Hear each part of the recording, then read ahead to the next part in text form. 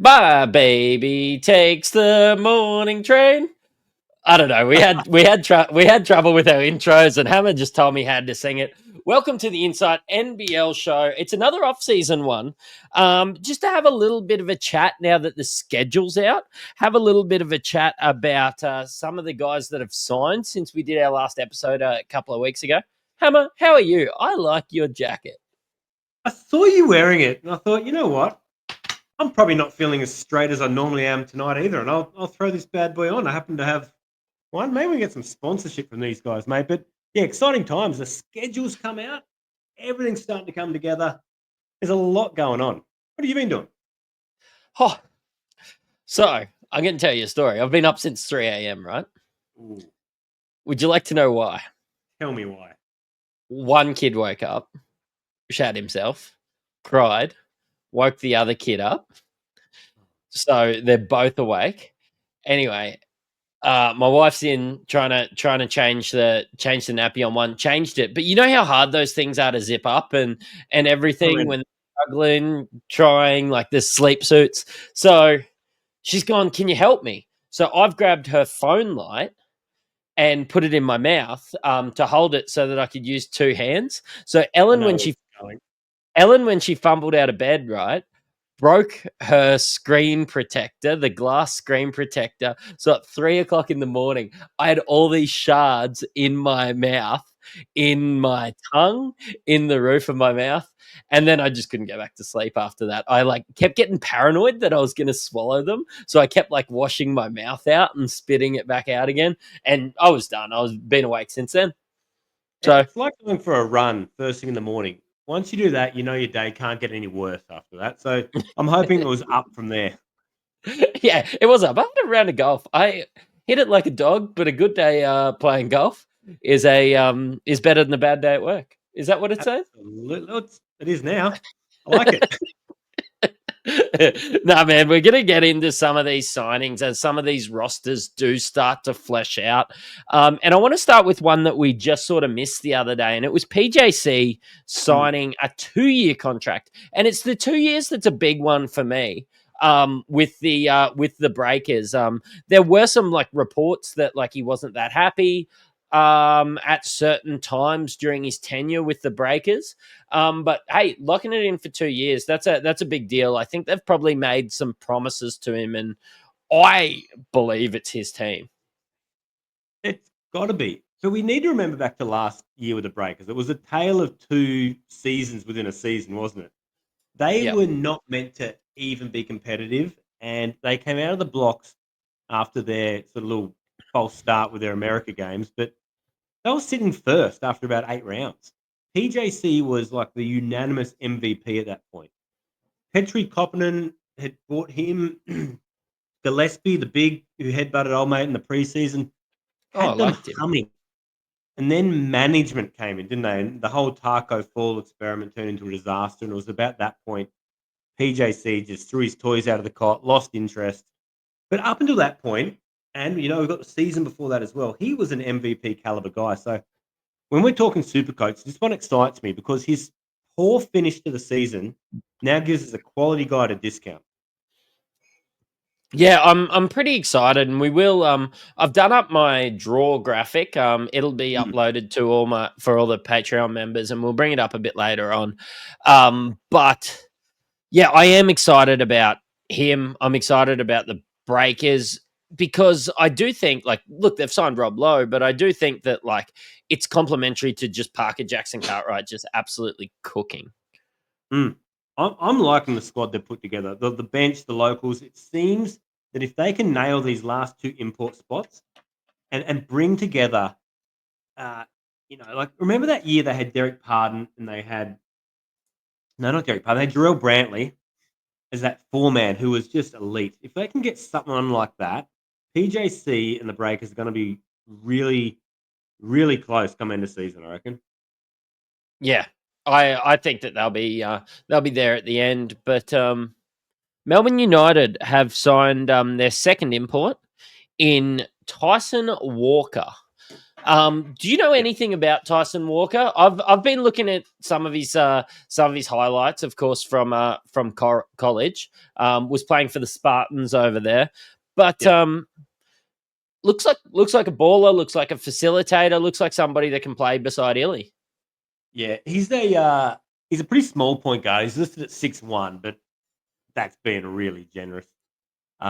Look, he's quick, giving me some some Jerome Randall kind of vibes. He's from New York. You know what you get with a New York point guard. Uh, Look, this one I'm not sold on from a Supercoach perspective. I think it'd be good for the team, and I think he's coming in as a really high character guy. But I don't know what the role is. Right now, I'm thinking maybe Barry Brown Jr. with New Zealand a few years ago, coming off the bench as a bit of a spark, give him some instant offense, get a bit of a different look. He's a creative point guard. He'll get guys involved, not like Illy. He's a defensive pest. But where are the minutes coming from? He's going to come in at new import price, 277K. If you look at the depth chart, I would assume they start Illy. They will have Milton Doyle and Bubbles at the 2-3. All right. The other guards off the bench, you got Dash Daniels wanting minutes. You've got, Tom Wilson won't really play, but they've got some guys there that are going to deserve court time. And while I think this guy could be a stud if he's playing 35 minutes a game, I think he's going to be playing closer to 20. Yeah, I probably not right now, but later on. I think that we could see him drop in cash, and if you get an injury to one of these guards, he's probably the best pure point. Well, he is the best pure point guard on this team. Yeah. So when they do need a facilitator out there, yeah, I think they're going to be putting the ball in Milton Doyle's hands, though. They're going to play Shea Illy on their best defender, which Milton has probably been that guy for Tassie at times. So, and then Chris Goulding's just going to cook, unless Chris Goulding, he's not getting any younger. What's he, 37 or something at the moment? He's not very young. So, yeah, maybe he could be on the way out a little bit, playing less minutes or playing more selective minutes in big games and things like that. I do think there'll be a role there. I just think until there's an injury, you won't be able to really look at him. Yeah, I think he's going to fit into the Price is Right category this year, where we need to pick that price point and the situation. So if he drops some cash because, he's playing a role off the bench, we know how susceptible Illy is to concussion type injuries. All it's going to take is a knock and he's out for 2-3 rounds. This is the guy you can load up on and get a good guy at a discount. He's definitely on my watch list, but he's not on my starting list. Mate, I got corrected by Olgan on Twitter the other day. Yeah, I know, I got cooked. By calling Jensen Bradkey a legacy contract. They waived a guy, and Jensen Bradkey come in, and of course, Bradkey, champion with the Bullets. And I just went out there and called it a legacy contract, but since he corrected me and said it's not a legacy contract, this guy's a baller. I went and had a look at some of his stats in NBL 1, and really, he does look like a guy that could turn into a future NBL player. He did go over and play for Montana overseas. Not making a lot of impact, but yeah, making some impact in the NBL 1, and just somebody to keep an eye on. And it is always just fun to talk about, an exciting Bradkey coming back in. I think he averaged 20 and 9 in the or something along those lines in the NBL, which is pretty exciting. Yeah, so he's coming as a development player. He'll have that development player rock bottom price tag, but look, it is a squad that lacks height.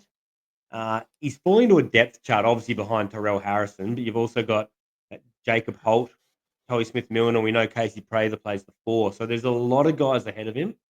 I don't think he's relevant Supercoach-wise, but look, I think it's definitely worth a watch on the name alone. And, he might get some run in the preseason, and we'll get a better look at him.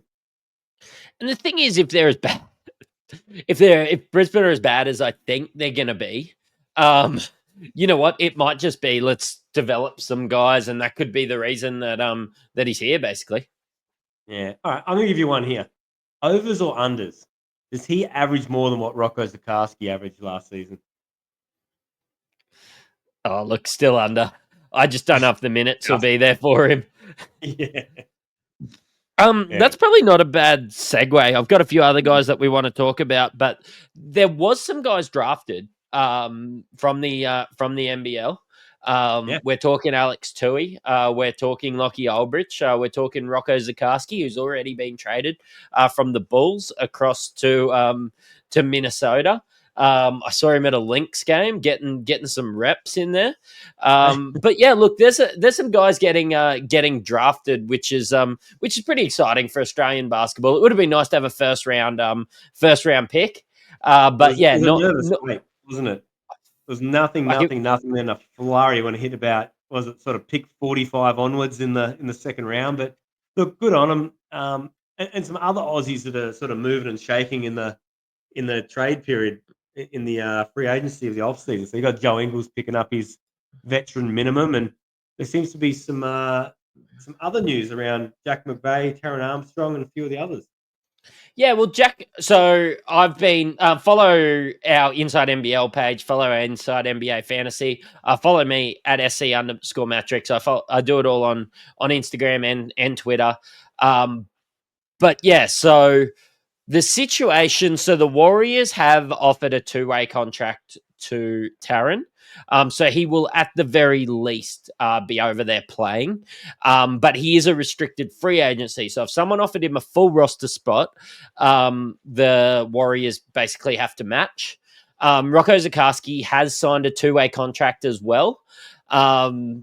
So he will be probably just playing, sort of limited minutes, not really with the starters, still training with guys like Rudy Gobert and that. And I believe that they would see him as a little bit of a prospect because I don't see him playing any valuable minutes in the NBA at the moment. He very barely played valuable minutes in the NBL, to be honest.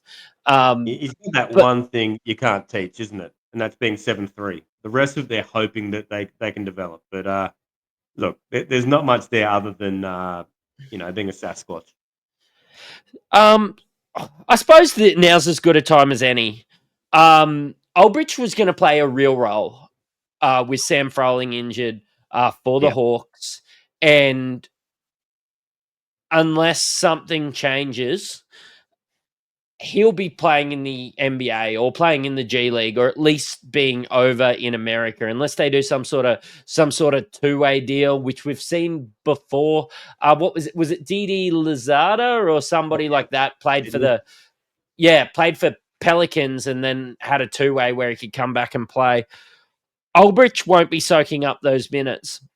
They're looking thin with Trey Kell signing with the B League overseas. Froling being injured. Ulbrich was, of course, the star once he went down, which probably helped to get Ulbrich drafted, to be honest. He had a dream But run.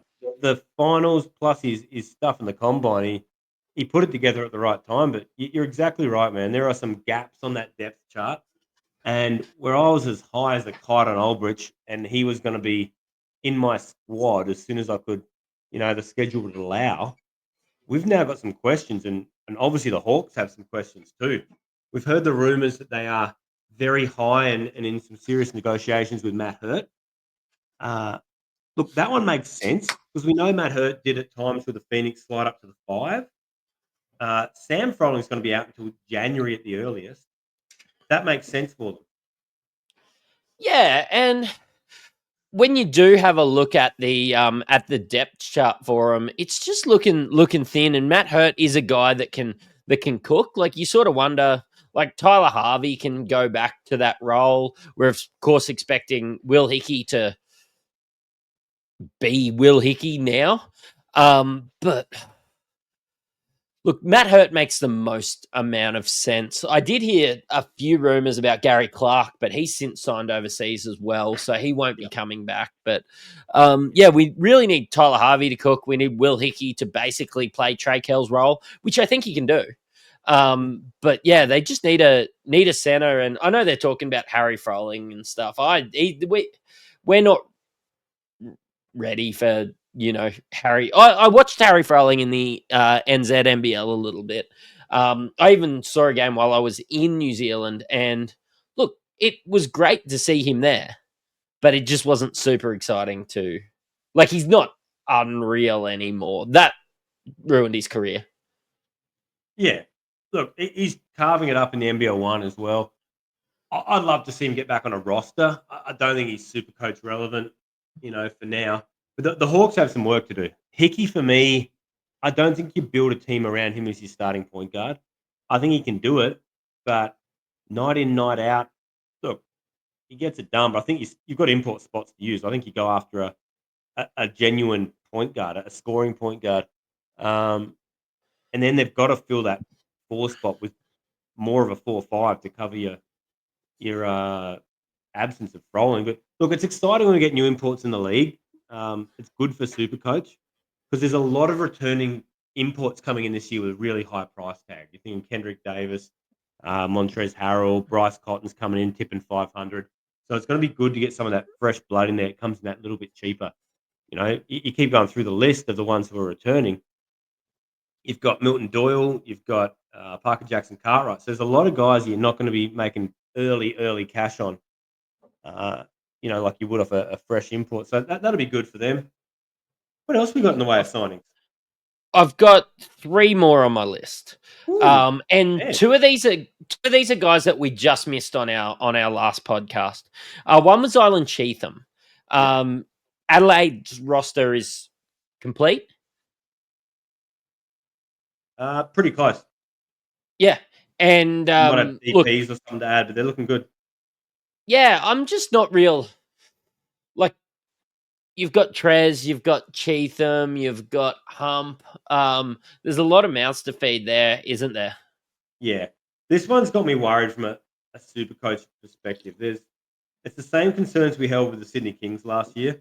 Just too many guys just being put in and just hoping it works. Look, I think Bryce Cotton will get his. He's playing the point guard because they haven't got a genuine point guard on this squad. So, look, maybe his assists are up and maybe the ball's in his hand even more. But, look, we were high on Ice Humphries. He's now in my fool's gold category. Behind, I'd say, Trez, behind Cheatham, or at the very most, sharing minutes between the three of them. I don't love the look of it. Cheatham was good in New Zealand. His 3-point percentage looked good on about 2 and a bit attempts a game. Look at the rest of his career, though. That's a bit of an anomaly. I'm not really counting him as a genuine stretch four. He can do it, but is there going to be the spacing on the floor? You got DJ 3J. There's another mouth to feed. He's taken a hit price wise, and it's probably going to do it again with that much around him. Flynn Cameron's there. He's coming in about 70K, but we were high on him. But what's going on there now? This squad's got me worried.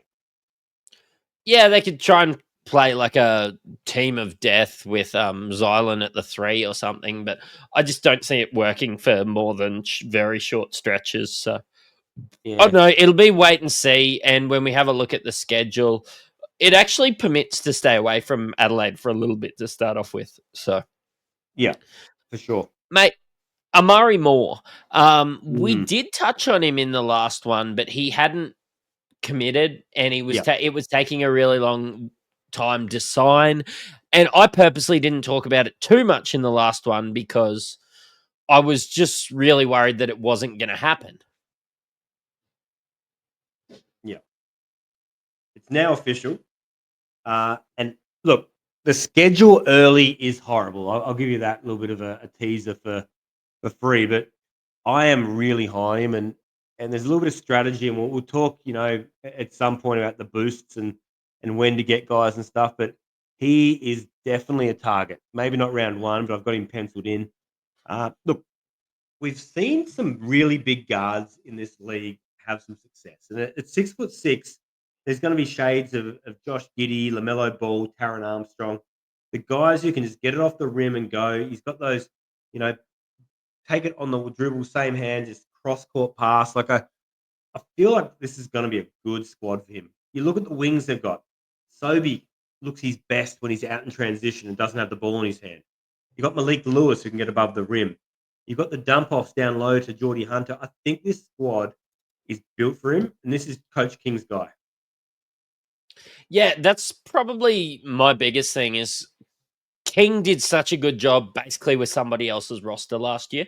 Yeah. It's going to be awesome to see him now that he's building his own roster. Like he's chose DJ Mitchell. Whether you love or you hate that, we know that Owen Foxwell earned his way into some decent minutes with King, Amari Moore there. I'm excited to see these guys absolutely cook and look, Sobey, Moore, Lewis, even Hunter, guys like that. I am interested in at a point. The last one I want to talk about before we go into, I suppose a small amount of it's super early, but I suppose a small amount of schedule chat and I suppose showing off what we've done with our draw calculator is Bryce Hamilton, mate. Let me know what you think of Bryce. Yeah, look, it was going to be tough to fill the shoes essentially of Milton Doyle, but look, the more I see, the more I like. He's almost like Milton Doyle, just not quite as slow mo. Uh, he's got some game in the mid range. He can get the hoop. He's got some range on him. I like the signing, and I like the squad the Jackies are putting together.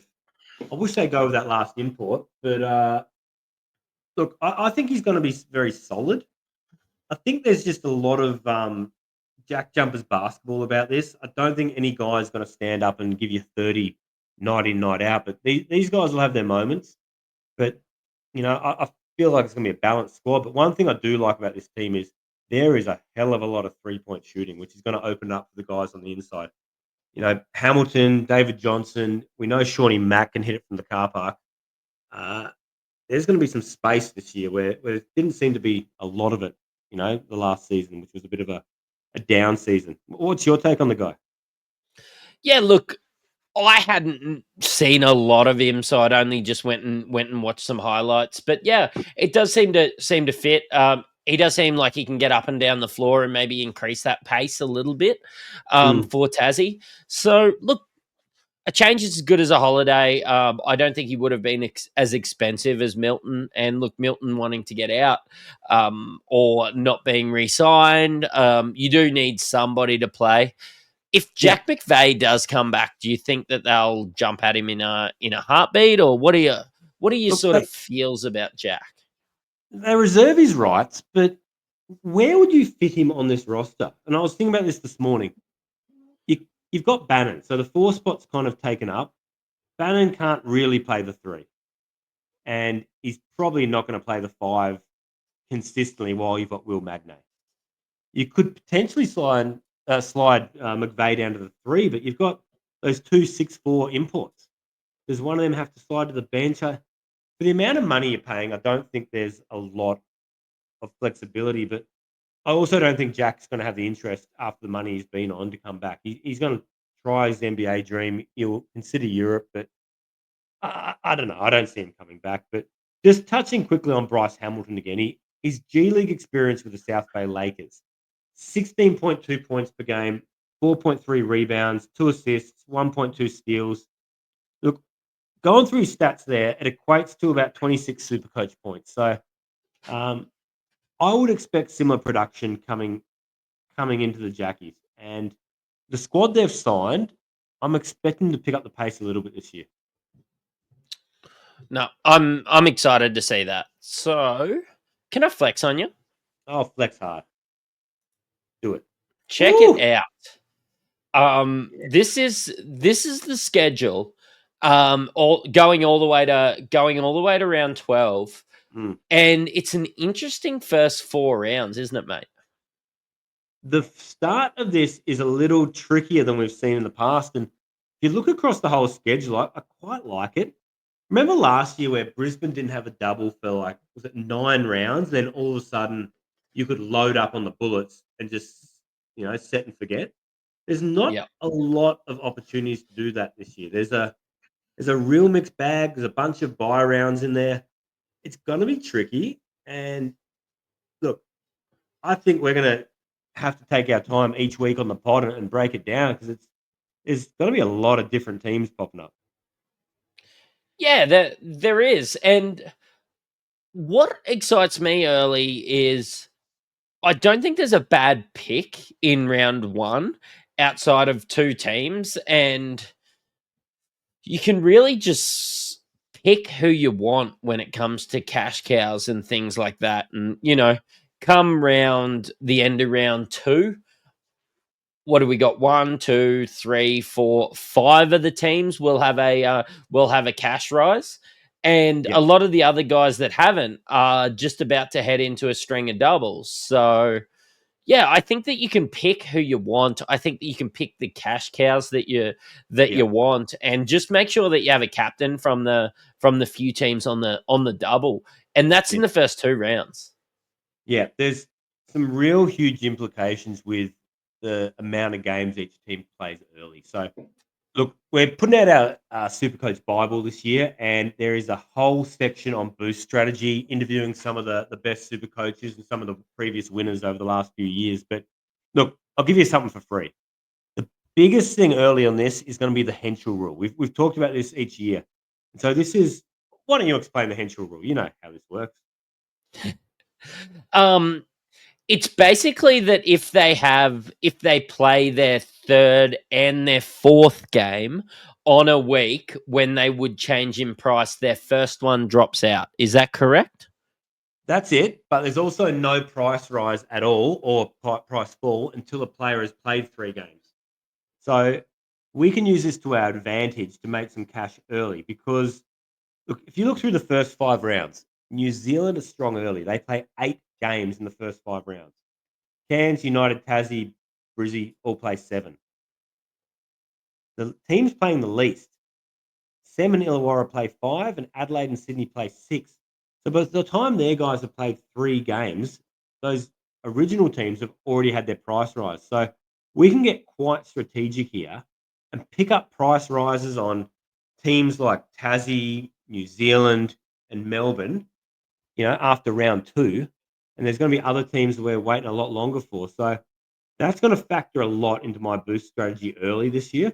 And it's going to be really important, I reckon, to make a lot of cash before you get some of these rounds where there's a lot of teams on the double, and you're just going to want to put some absolute studs in your squad.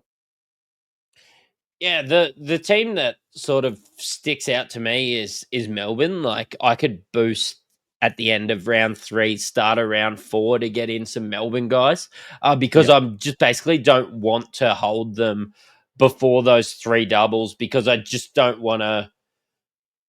I don't Yep. want a big fat zero. I like last year. I didn't have to put any red in because this just wasn't a thing except for when they played the NBA NBL Yeah. games overseas. Um, I'm not 100% so sure what those buy rounds are for either. But look, going on from what you're saying, mate, Illawarra, Adelaide, Sem, and Sydney will not see price changes until the conclusion of round 4. Perth after round 3, and all other teams will have a price fluctuation after round 2.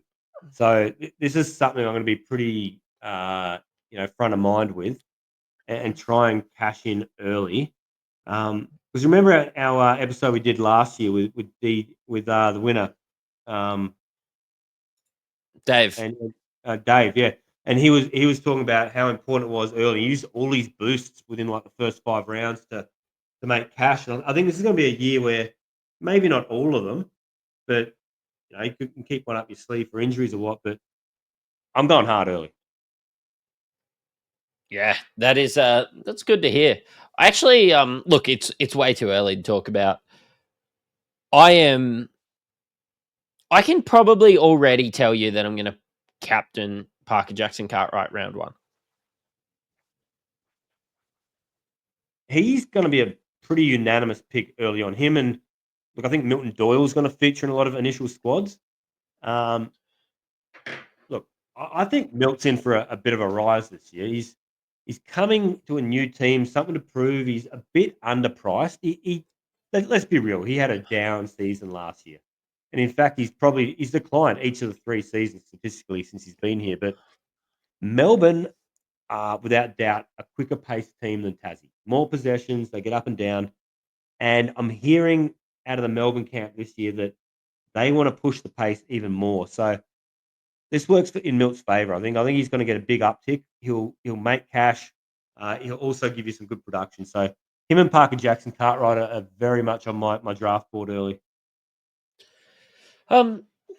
Yeah, and you start to go like when you've got 4 doubles in a row for Sydney, like tell me Yeah.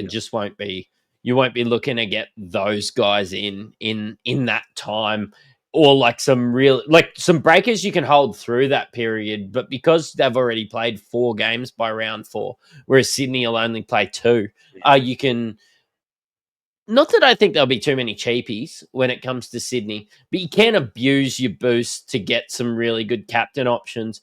And I don't think Cairns will be that strong. I think New Zealand will be pretty good. Uh, we're going to get 2 games to see the fit when it comes to Kendrick. We're going to get 2 games to see the fit when it comes to Delhi. So at least we get a look before you take the plunge on some blokes like that.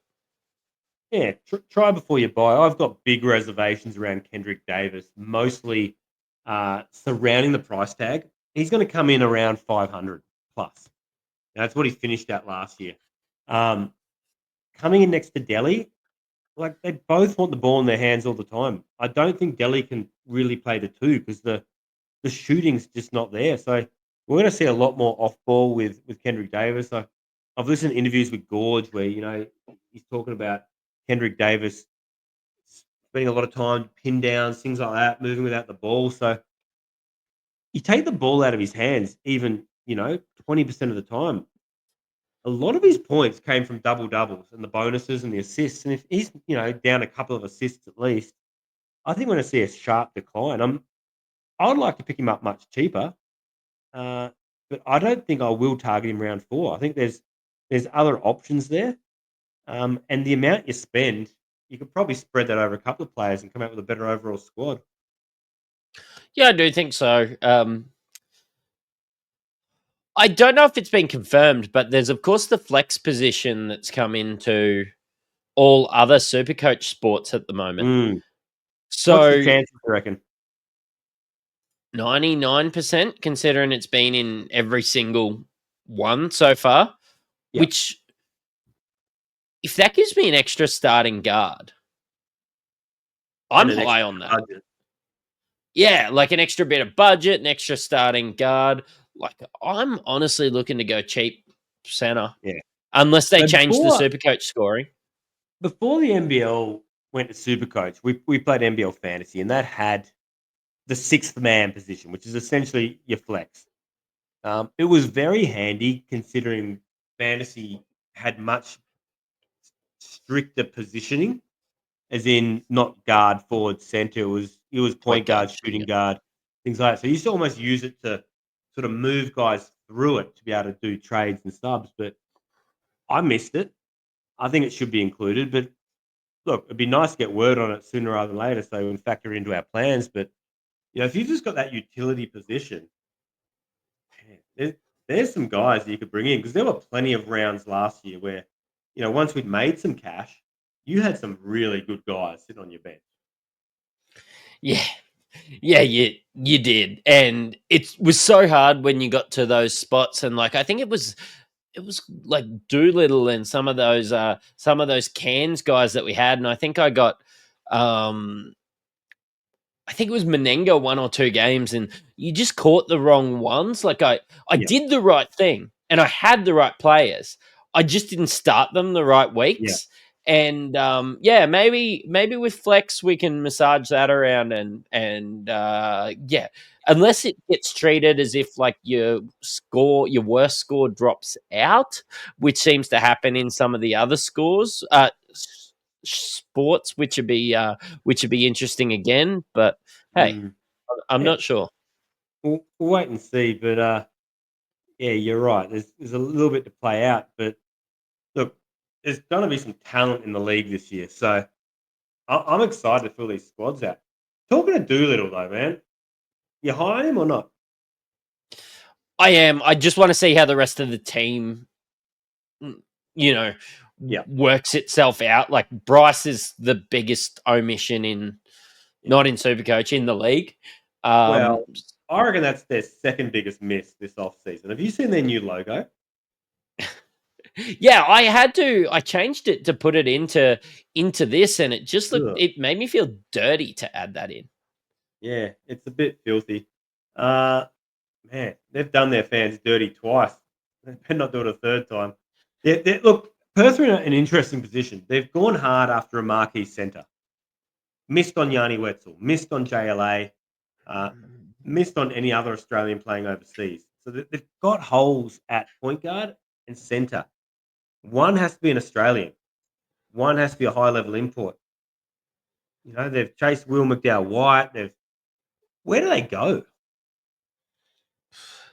I don't know where they can find someone. I am thinking not so And much release the Whitlock? buyout market. Yeah, yeah. I Bring in Jack McVeigh and then two imports.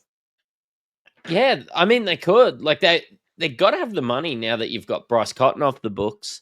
I don't know. Like I will be looking at the buyout market when it comes to the NBA, which I've been watching at the moment. So maybe one of those guys could end up coming across. The worst thing is like there was a lot of signings today, but not too many on vet minimum. And look, I know the NBL with their Next Up program and stuff has sort of turned into, a lot of the younger players coming across, and even Tyson Walker coming fresh out of college and stuff like that. But classically, like if you go a long way back to, was it Jordan? Was it Farmer or it was some like Josh Powell? And there was quite Steve Blake. a few. Yeah, Steve Blake. Sorry, that's the guy I was looking for. Steve Blake and Jordan Farmer played about the same role in similar times in the NBA. But we were always a retirement village at Yeah. times for the NBA. I do wonder if Donald they'll find, Sloan. yeah, like Plumlee. He's still here. He's playing local league at the Sunny Coast because he found himself a wife up there. Did he really? Um, yeah, Miles, not Mason. Mason Okay. just signed a contract today, actually. Oh, But yeah, no, he's at the Sunny Coast. One of my mates played against him the other. He sent me a photo. But I do wonder if we'll get like one of those retirement league guys or a guy in their early 30s that's bounced out of the league that would prefer, an English speaking country rather than going over to the Euro yeah. League. So Yeah, possibly. And there's also the next star market that's untapped. Like, could you imagine, like, if they got Alex Sarr this year as the next star, you would be playing him as your starting center, and he'd have to play 30, 35 minutes on that squad. And you pick him up at the next star price of 115K, and you are riding him all the way to the bank. yeah, look, it's something like that. It has to happen. Do you think it's crazy that Almanza didn't get drafted? Yes and no. I didn't think he was that great, but I also thought probably would have put him ahead of like Rocco. Um, Yeah. yeah, he has signed a deal though, hasn't he? Yeah, he signed a Philly. He just didn't get drafted. So it was just one that I expected him to go off the board a It little was bit earlier. it was funny though because when he came to Australia, he was projected as a lottery pick, wasn't he? He was close to it, yeah. Did really ruin that for him, or did he? What happened? I don't know, like really sort of he's kind of played Saar like those sort of not that many minutes and stuff too. And he Mm, really and like he wasn't ruined there. So I don't know. I don't think so. Like I'd love to blame really for a lot of things, but yeah, I can't really blame him for that. no, that's fair enough. Um, yeah. Well, that's about all that's happening, isn't it? Yeah, we should probably wrap it up. We've probably waffled a bit. There wasn't too much, I suppose, Mm, structured stuff today. The schedule come out, and you and I would just message him. We're like, we just need to get a show out. Just mm. unload our thoughts. We're going to start loading things into our Patreon. You've of course got the Bible coming out to that. As we step in, we will do, I suppose, more content. But honestly, like most of the main news is just on our socials at the moment. So follow Hammer on Twitter. Follow me on Instagram. We've got our Insight NBL Instagram. And yeah, if you'd like to join our WhatsApp chat, sign up to our Patreon. You get the link to the WhatsApp, and there is people just talking about NBL basically all the time. Unreal. You've listened to an Insight Fantasy Sports podcast. Cheerio. Cheerio.